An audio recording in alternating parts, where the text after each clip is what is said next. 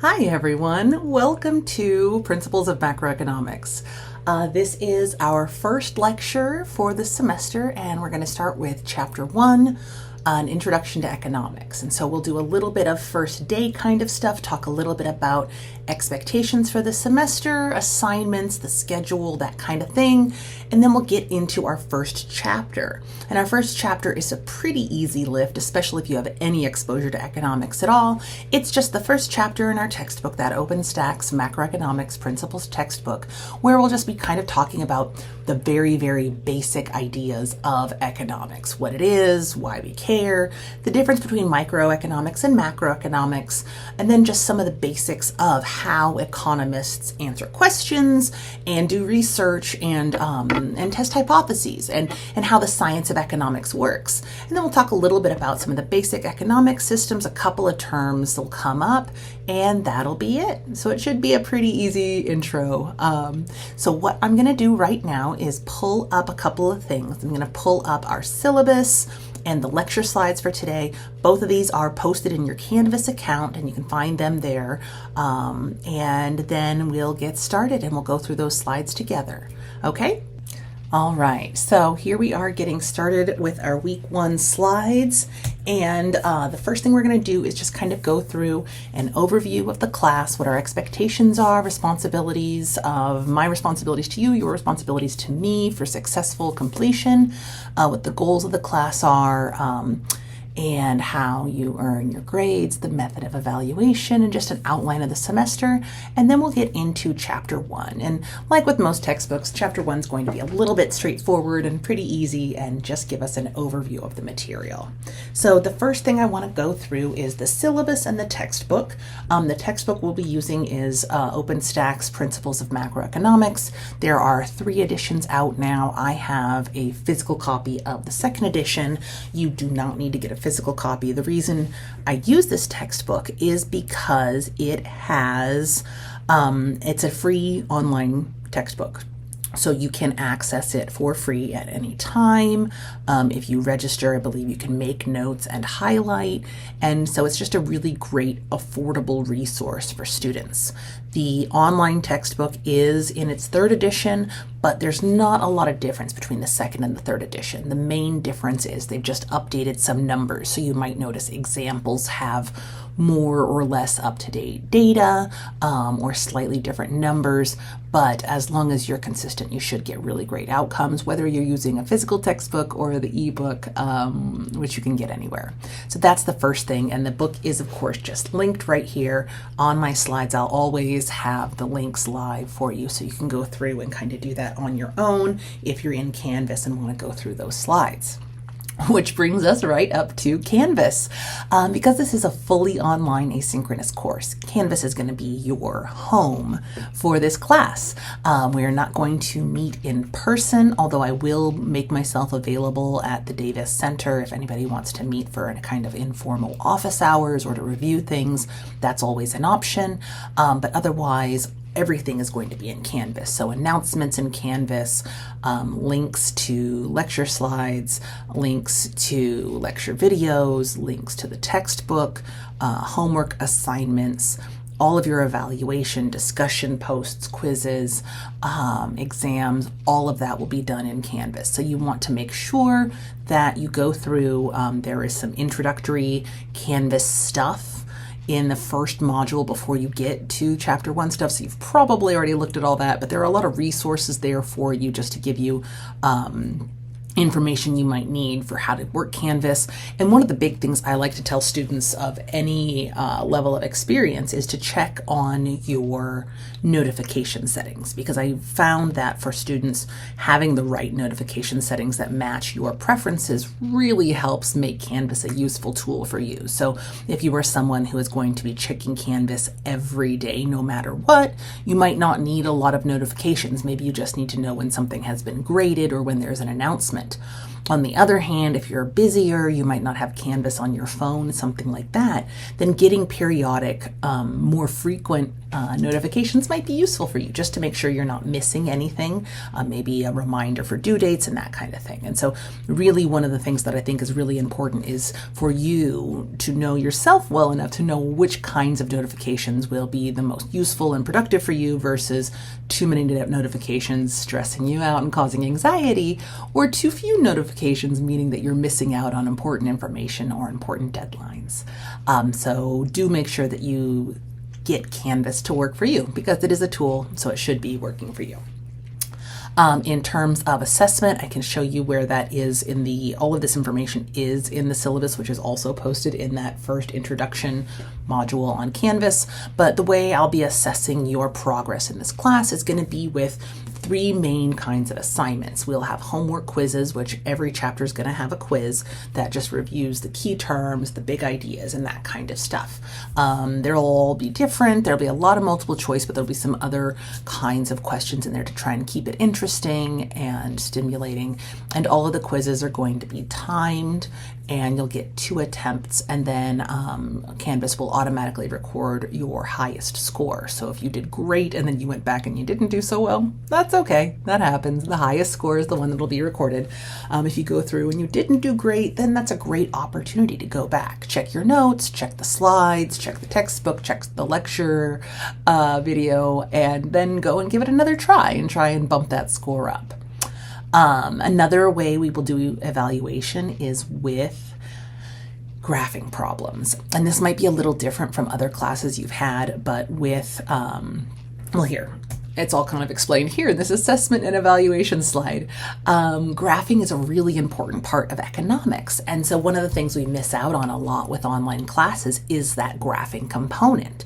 And so what I'd like us to do is try to graph 1 or 2 graphing problems a week. Not every chapter needs a graph, but a lot of these chapters and these learning outcomes contain material that is really truly best understood by physically graphing it out with your hand.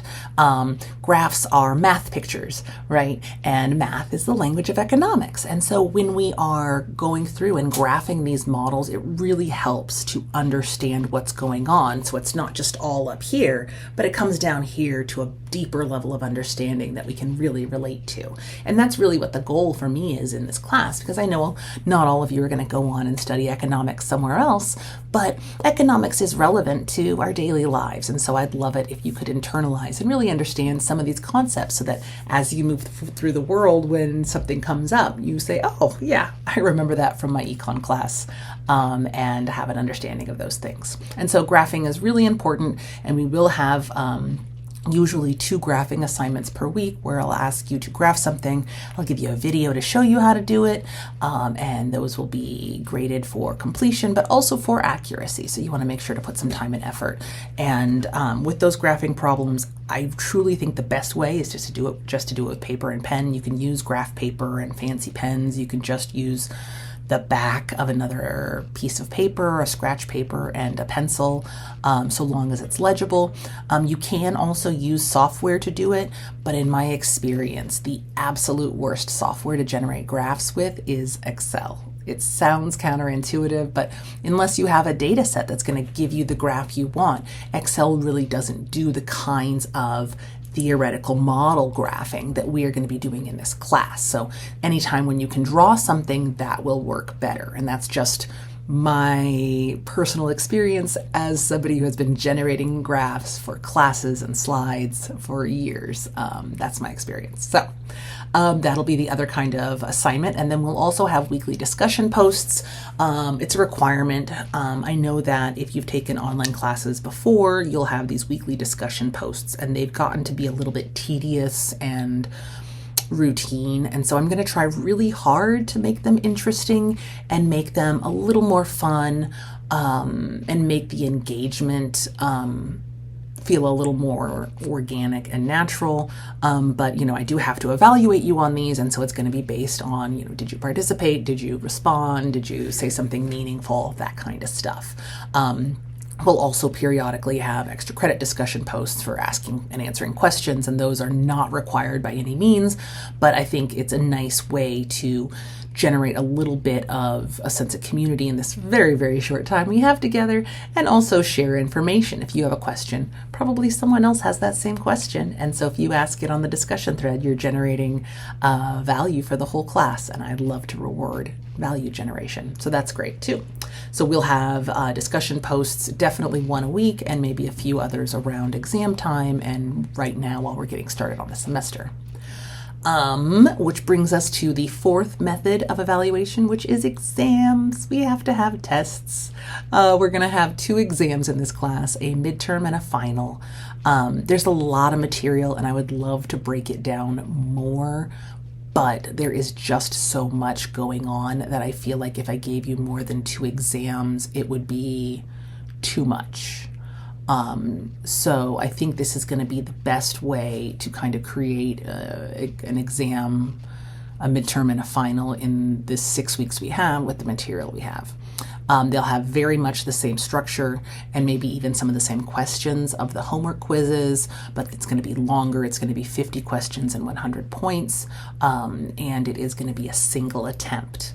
And all of these assignments for every week, whatever the assignments are, they will all be due at the end of the day on Friday. So Friday night, everything's due, and then you get your weekend off to relax, and then come back Monday and start over again.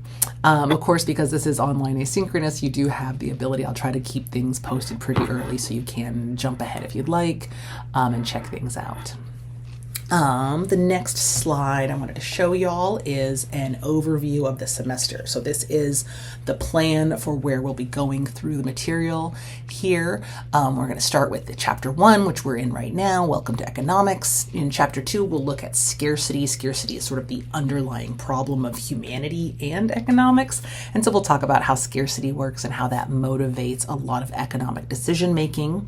Chapter 3 looks at the market forces of supply and demand, or demand and supply, and that's really the most basic common model we think of when we think of economics.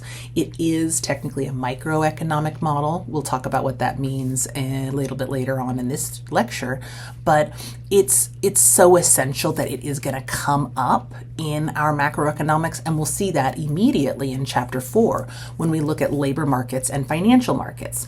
And labor markets and financial markets are really important in macro because they're going to help us understand how things like interest rates and unemployment are derived and changed. And those are going to be really important for understanding the macroeconomy. And that's going to lead directly into chapter 6, where we look at the macroeconomic perspective and sort of the overview of what we're going to be looking at specifically as we turn to just macroeconomics.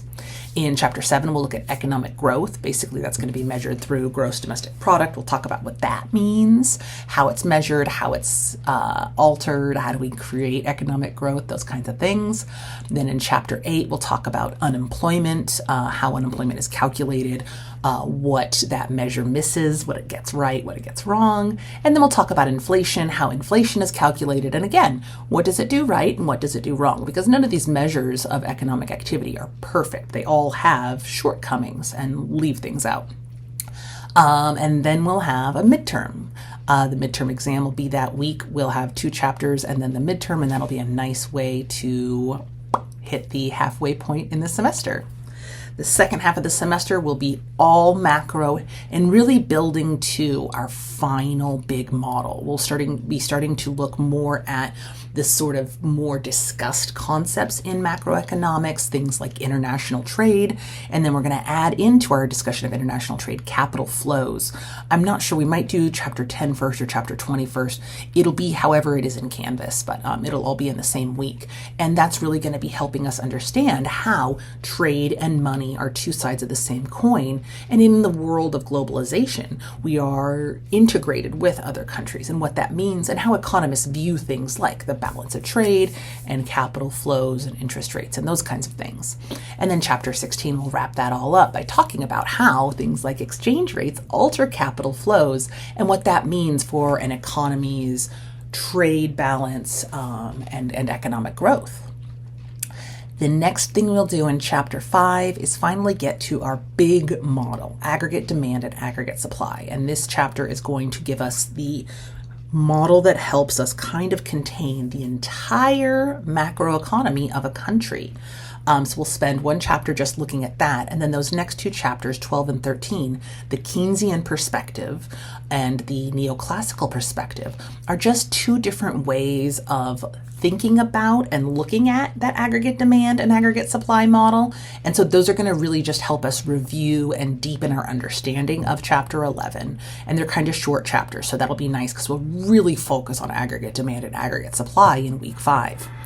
And then in week 6, we're going to wrap up the semester by looking at the two sets of policies that we use to alter the macroeconomy. So do we want to slow the economy down or speed it up? Are we worried about inflation? Are we worried about unemployment?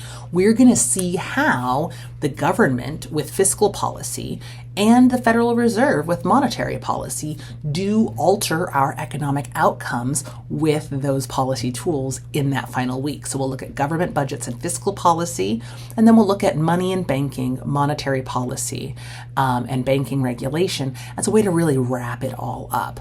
And if we start to get a little short of time and feeling a little stressed, I'll probably drop off some of the banking regulation, but it is really interesting stuff, especially because we live in a world where we still see bank failures, and it's really interesting to know and keep track of how banks are regulated and what that means. And then that will be week 6. It'll be time for our final exam. That will wrap up the entire semester, and you'll have done a ton of economics in a very short amount of time. So that's really exciting. So that is our plan for the semester. Today, our goal is to get through chapter 1. So chapter 1 is really just an introduction to economics. We're going to talk about what economics is and why it's important, the difference between macroeconomics and microeconomics, and then we're going to talk about how economists use theory and mathematical modeling to understand economic issues and also test their hypotheses as true scientists. And then we'll talk a little bit about sort of a basic overview of economic systems and how different economic systems function. So what is economics? So I really like this slide. I've been adding to it and subtracting from it for years, but it kind of asks the question, what do people think about economics? And so there are a bunch of economists up here. We have a couple of Federal Reserve chairs and just a couple of famous economists in general, some Nobel laureates. We have Ben Bernanke, who was the Federal Reserve Chair during the Great Recession. He followed Alan Greenspan. And Ben Bernanke says that the point of economics is to understand and promote the enhancement of well-being, which sounds very lovely. I'm always trying to enhance my own well-being. Deirdre McCluskey is a famous economist from the political economy, public choice sphere, and she's speaking specifically about capitalism and market economics and saying that it's always been with us even since the caves. Thomas Sowell is another famous economist. He's written many, many books and is a little bit of a contrarian on some issues, but he says something that I think is really important and very accurate and relevant for this class, which is that the first lesson of economics is scarcity. There is never enough of anything to satisfy all those who want it. Then he adds in this nice little cut of the first lesson of politics is to disregard that lesson. And so we will talk a lot in this class about what economists say and then how policy either does or does not listen to economists, because we'll find that political policy doesn't always conform to what economics has established is efficient. Janet Yellen, also Federal Reserve Chair, she says that the outlook for the economy, as always, is highly uncertain. That's a very Fed Chair thing to say, but she's speaking to the larger sense of uncertainty that we see in economics. Janet Yellen was our prior Federal Reserve Chair previous to Jerome Powell, and then she was briefly Secretary of Treasury for President Biden, I believe. And then we have Nobel laureate Gary Becker, who says that economy is the art of making the most of life. And I think that's also a very nice quote from an economist. But the point he's making is really the same thing that Bernanke and Sowell are saying, which is that we are talking here about making the most of scarcity. And that's really what economics is. Economics is the study of how human beings make decisions in the face of scarcity. We have unlimited wants and needs, right? I might want a new laptop, but I need to eat and pay rent. And I don't have enough money to get everything I want and everything I need. And so that's my very first, right, example of scarcity is we don't have enough money for all of our wants and needs. We have to decide how to allocate our money to get our needs met and some of our wants too. And so scarcity just means that we don't have enough of everything to satisfy every want and need. We face limitations in our resources like time, money, clean air and water, food, space, but we wish we had more of them. And so economics is really how do we make decisions in the face of scarcity. And so we have tons of data resources, and the textbook really wants to make a point of these. And so I linked a lot of these great resources here. One of the places that I will reference a lot is FRED, which is the Federal Reserve database out of St. Louis. We have 12 member Federal Reserve banks, and the St. Louis one manages FRED, which has just gobs and bucketfuls of data. And so we'll look at that a lot in this class for different things. Their website contains a variety of economic data on nearly 400,000 variables. So prices, home prices, goods prices, interest rates for different kinds of instruments. We'll look at a couple of FRED models today, and I'll do my best to always link them and sometimes even show you how I find them just so you have a sense of how you can get that data because it's all free and publicly available, which is fantastic. Because it's always nice to be able to check those things. I'm a very fun person at parties, and so if somebody ever asks me something, I always say, hey, let's just look at FRED and see what the data says. And people love that. But it's just nice to know that we can access that data and it's really available anytime. So that's kind of cool. Other great resources, the Bureau of Labor Statistics, they track a lot of employment data, a lot of pricing data. We'll look at them when we talk about unemployment and inflation. And they also look at things like they've got data on race and gender disparities and income, what kinds of jobs are growing. One of the great data sets that I've used in some other classes is looking at which jobs are the deadliest, the mortality per 100,000 rates for different jobs. The average education level of different careers. So a lot of employment data, but a lot of just really cool data in general. PSID from University of Michigan, that is the Panel Study of Income Dynamics. That is individual survey level data. So they'll ask people things like, how many TVs do you have in your house? How do you get to work? What's the highest level of education of your grandparents? And that data is all out there and freely available without any identifying information so that you can do research on human beings, which is pretty exciting. And so a lot of economists will use that data to test their hypotheses. I really like the Pew Research Center. They do a lot of survey data, so asking people their opinions and then comparing it to research.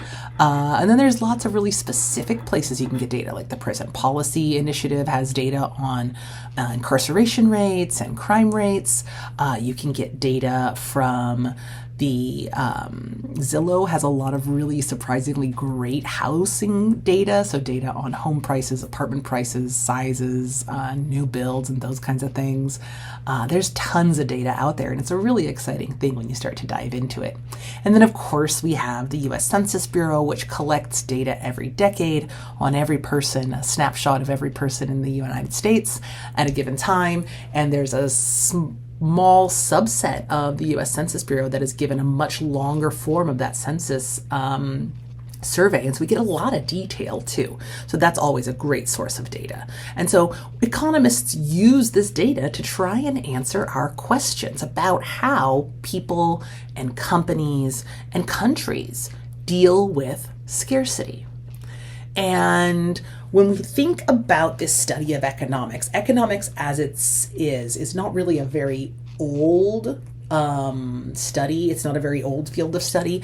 A lot of people who are the sort of pre-economists were philosophers. And the most famous, oldest economist is, of course, Mr. Adam Smith.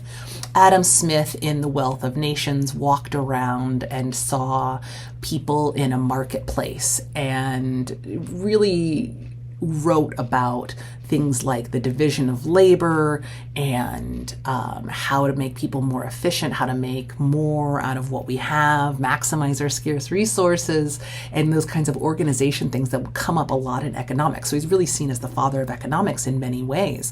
And basically, in his famous book, In the Wealth of Nations, he's walking around in the 1770s a marketplace. And he has this observation that he writes. He says, "It is not from the benevolence of the butcher, the brewer, or the baker that we expect our dinner, but from their regard to their own self-interest."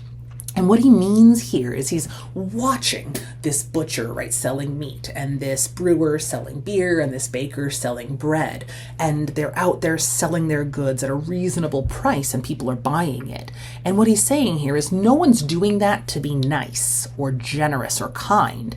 They're doing it for self-interest, right? The butcher made meat to sell to the marketplace in order to get money.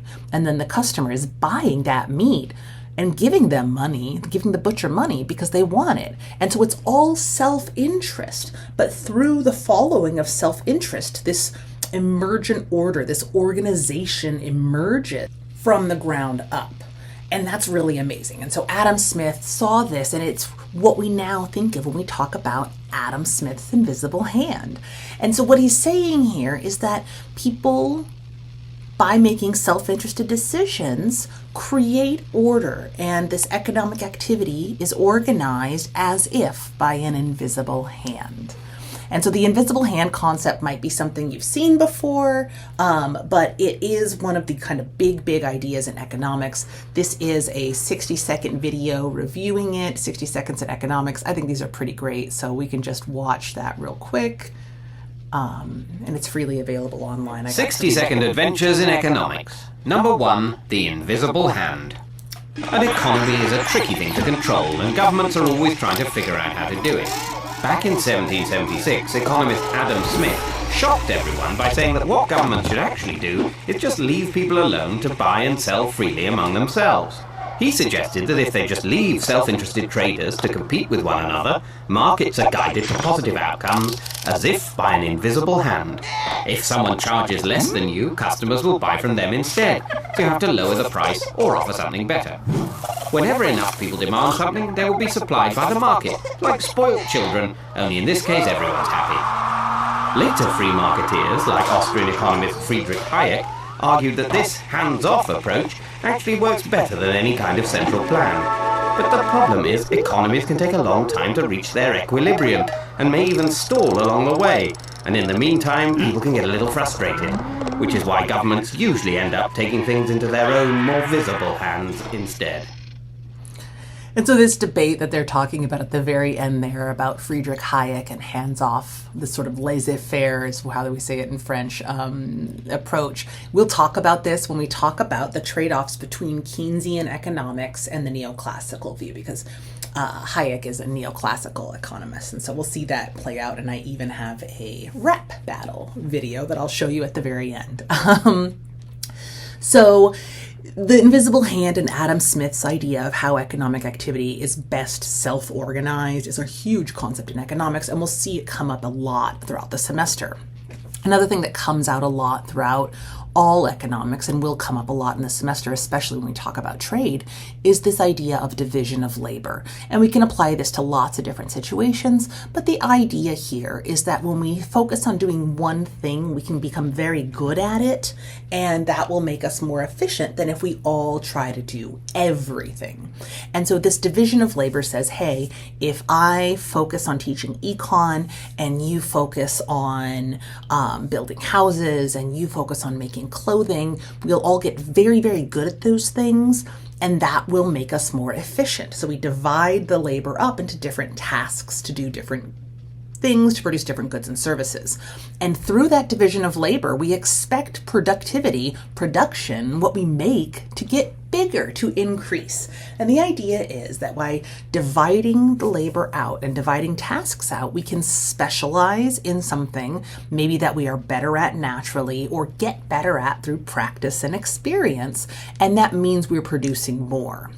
So, for example, I have a friend who has been crocheting, and they have crocheted beautiful jackets and shirts and tops and hats and all these things. And she's been working on this for a while, and she's quite good. I also have the materials and a basic sense of how to crochet, but because I haven't been working on it, I would be very slow and inefficient. It's more productive to have her, who has specialized in this task, produce something than me, because I am not as efficient. So she can produce more with the same resources than I can. So specialization gives us the ability to produce more over time. We also see this play out in this idea of economies of scale. And economies of scale is a really big concept when we think about firms and production, but also countries and trade. And it's the idea that we can produce something more efficiently when we produce more of it. And my favorite example of this is buttons. Button, super simple, right? I've got one right here. It's made of plastic. It's got a couple of holes. How much time do you think it took to make one single button for this dress? Like no time. Minutes, seconds, maybe a fraction of a second. On the other hand, if I asked you to make me a button, if I said I'd give you 100 points of extra credit if you sent me a button, you could do that. You might have some plastic you could carve, or you could make it out of clay or stone or wood, but it might be pretty labor intensive. It would take some time for you to make a button. Am I right? You'd have to make it yourself. It would take some time. On the other hand, a factory that makes buttons makes thousands of them an hour or a day. And that's economies of scale. Making one is actually harder than making thousands. And so we want, in some goods and services, to produce a lot of them at a much cheaper cost than we can produce one per person. And that's economies of scale. We can produce things more efficiently when we scale up, grow the size of the production. The other big idea we want to talk about in this chapter is the trade-off between economics, microeconomics and macroeconomics. And these are the sort of two larger categories of economics. Microeconomics is focusing on individual agents. Consumers, firms, households, businesses, workers. It's the individual decision-making of those agents of the economy. It's things like how much do I produce, how much do I buy, how much should I work, how much leisure time should I get, those kinds of individual decisions. Macroeconomics is the big view, zoomed out, looking at whole countries, looking at a country's economy, looking at measures of economic activity like growth through GDP, unemployment, inflation and price changes, and the balance of trade. And so in this class, we are going to be focusing on macroeconomics, these economy-wide phenomenon. Microeconomics is going to be looking more at the zoomed-in personal point of view. Scarcity and specialization come up in both a lot, but we're going to ask and answer a lot of different questions in macroeconomics than we would in microeconomics. Some other terms that are specific to macroeconomics are things like monetary policy and fiscal policy. And I touched on this already, and we'll get into it in week 6 when we look at the chapters on these. But monetary policy is when a central bank, like the Federal Reserve, makes decisions about how much money is available in the economy. And the idea is we need money to grow the economy. And so by restricting or increasing the flow of money with monetary policy, a central bank can slow down or speed up economic growth depending on what our goals are. Fiscal policy is the government side. It's when policymakers like Congress will either engage in spending or taxes to try and speed up or slow down the economy. And that's another way to try and grow the economy or shrink the economy, depending on whether we're worried about the economy being too large, too hot, maybe worried about inflation, or too small, too slow, too cool, and maybe we're worried about unemployment. And we're going to spend the whole semester building up to understanding these concepts. So if it makes 0 sense now, don't worry. We're going to spend the whole 6 weeks getting there. So that's the kind of big ideas we're going to be talking about in this chapter. Sorry, not this chapter. This whole summer semester. So, when we are talking about this idea of managing scarcity in economics, what we want to talk about is how economists do the work of having these hypotheses about how we behave, how we manage scarcity. And one of our most influential economists in modern times, especially in macroeconomics, is this guy, John Maynard Keynes. It's he we're talking about. It was his theories that created what's known as Keynesian economics. And I know sometimes his last name can be hard to pronounce, but it's Keynes. So John Maynard Keynes is the father of Keynesian macroeconomics, and he always says that economics teaches you how to think, not what to think. And so the idea is that economics is about understanding decision making and testing hypotheses about decision making. And so in economics, we have theories. A theory is just a representation about how variables interact with each other. I have a theory that sunlight makes it warm. I have a theory that when I bring candy, people are more likely to come to class. It helps us understand usually complex concepts in a fairly simple way. And so economists will have a theory about how agents or variables interact, right? When prices go up, people buy less of things. And then they'll use mathematics to model that theory and then use data to test their hypothesis about that theory.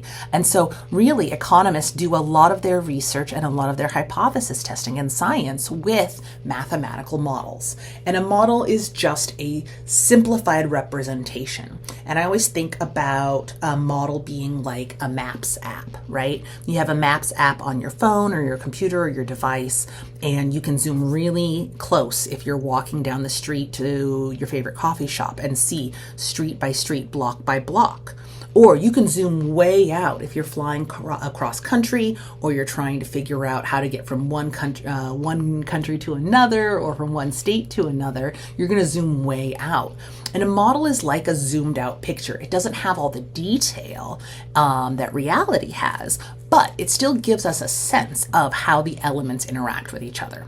And the first model we talk about in economics is always the circular flow model or the circular flow diagram. And it just shows this very, very simplified basic view of how households and firms interact with each other. And the idea is that households want to buy stuff. So they go and they want to buy labor, or they want to buy goods and services from firms. But to do that, they need to pay the firms money. So they give their labor, their services to a firm in order to get payment, cash, right, wages and salaries, and they turn around and they take those wages and salaries and pay them back to the firms for their goods and services. And so we see the market for goods and services be where cash is exchanged for those goods and services. And we see the market for inputs, the labor market, be where households trade their labor for wages that they can then go around and buy. And this is a really super duper simplified version of the economy, but it also gives us some intuition about how it functions. And that's the point of a model, is to be very simple, but also tell us something that we recognize as valid and real about the real world. I have another version of the circular flow model. This is a more complicated model here. So now we've got not just firms and households, but we also have the government collecting taxes and giving out some services to the public. We have financial markets where families can save and firms can borrow for investment. And that's a much more complicated version of the same basic principle. And that's the basic idea here, is we're just trying to get a very simple outline of an economy with this model. And we're going to look at a lot of different economic models throughout these 6 weeks. And this is just an example of a very simplified one. The last sort of section of this chapter is looking at how economies are organized, different economic systems. And we're going to look at a couple of very simple overarching versions of economic systems. The first is a traditional economy. This might be what you think of as subsistence or an agricultural economy, but it's the old school, old-fashioned way. We still see it in some countries that don't have as big of an economic system or aren't necessarily as industrialized, but it's going to be where people tend to do the job their families did, their parents did. They tend to produce what they consume, and we don't see a lot of progress or development. We also don't see a lot of leisure and a lot of sort of excess production. And so the kind of idea here is that in the olden days, we all did this. And then as we engaged in more and more specialization, we got enough extra production that we got to be more and more specialized and move away from that traditional economy. Another kind of economic system is what's called a command economy, and this is when the decisions are centralized, usually made by the government. So the government in a command economy will say, hey, we need this to be produced by these people and given to these people. A common example of this might be what we think of when we think about like a communist North Korea type system where there's a single entity in charge making all the decisions about the economy. It's centralized and it's coming from one person on top, a top-down system. The other really common economic system is what's known as a market economy. And a market economy is what Adam Smith was talking about. It's a bottom-up economy where the market makes the decisions. So there's not really a decision maker. There's no centralized decision maker. It's decentralized. Individuals make decisions and then respond to each other based on their own incentives, based on scarcity, and based on those kinds of ideas. And when we talk about this, we want to remember that a market is really just anywhere where buyers and sellers are integrating or interacting with each other. So it can be a grocery store, it can be a flea market, it can be Craigslist. Anywhere where people are meeting and engaging in an exchange is a market. And private enterprise is the system where private individuals, rather than government entities, own and operate the means of production. So the idea that it's not government-owned production, but it is privately owned by some person or some organization. In the real world, most economies are mixed. The US is a mixed economy, market-based, but there's still a lot of government intervention. And in a microeconomics class, you might talk more about why we need government intervention. And there's always a lot of trade-off and a lot of pros and cons to how much government intervention you want. We can see some economies be more market-oriented or more government oversight. The textbook makes the example that countries like China and Russia do have a market economy, but they do have a lot more government control and sometimes government ownership of different things. And so there's a lot of variation and it's a lot of shades of gray, right? And so we see that play out in different ways in every country and every economy. The reality is there's no such thing as an absolutely truly free market system. We always have to have some kind of regulations, even if it's just setting up the rules, things like property rights, what is and isn't legal, what you can and can't sell. Economies that have very market-oriented economies are going to tend to have fewer regulations, and they're still going to need some regulations, though, to maintain an even playing field, to make sure it's fair, so that there's an incentive to invest and to build and to grow. Heavily regulated economies that are less market-oriented and a little bit more command and control, we're going to see shadow markets or underground economies emerge where people kind of make their own economic decisions away from the eyes of the government. And so we see these systems kind of manifest different things. The other thing we want to talk about at the very, very end here, these are some more terms that are going to become really important as we move through the semester, is this idea of globalization and trade. Over time, economies have become much more integrated through lower costs of transportation and travel, but also through the advent of the internet and huge advances in communication. We see a lot more money, goods, services, and ideas moving across borders. And that's what globalization is. It's just the rising trend of buying and selling across national borders and the integrating of international markets. Exports, hopefully you're familiar with, is just when you sell something to someone else. So if we produce something in the US and sell it to Canada, that's an export. On the other hand, imports are goods that other countries sell to us. So if you manufacture a book in Mexico and sell it in the US, that is an import to us. And then we're going to always be talking about gross domestic product, or GDP, which is the measure of the productivity of a country. And we'll get a lot more into the details of that in a couple of chapters when we start to talk about growth and production and economy. And just some data to give you guys a sense of this. Here we have the U.S. trade balance. This is going from 2004 to 2024, and we can see exports in blue and imports in black. And what this tells us is that over time, we've definitely started importing a lot more than we export. And some people think that's a problem. Most economists don't think it's an issue, but we will get into it when we get to talk about trade. This data, you can click on the link. It's from the website Statista. They do a lot of data visualization. They get the data from the U.S. Census Bureau, but they do really pretty graphs.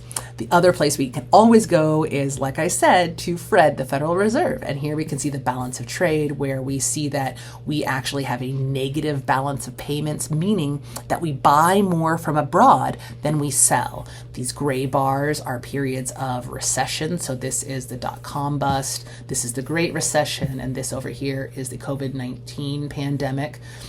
And we can see that we actually import a lot more than we export. But again, we can talk about how economists feel about that. Policymakers have their opinions. Economists have theirs too. And it's a little bit different. They have differences in those opinions. But overall, we can talk about globalization and the pros and cons. And we will when we talk about international trade. But think about the goods and services you consume and where they come from and what life would be like if those weren't available to you. We'll also definitely talk about how things like tariffs affect those kinds of things. The other big idea that we're going to be talking about in this semester is the idea of growth and recession. So economic growth is just the idea of producing more over time.